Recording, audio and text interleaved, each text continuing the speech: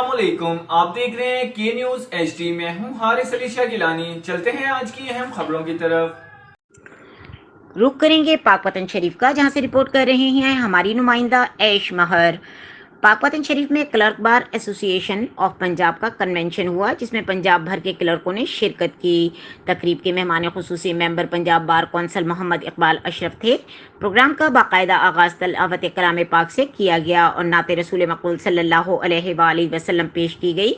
इस मौके पर राना तनवीर ने शुरा से खिताब करते हुए कहा कि क्लर्क ऑफिस की रीढ़ की हड्डी का काम करता है। क्लर्कों को उनके हुकूक दिलवाने के लिए मैं हम वक्त हाजिर हूँ।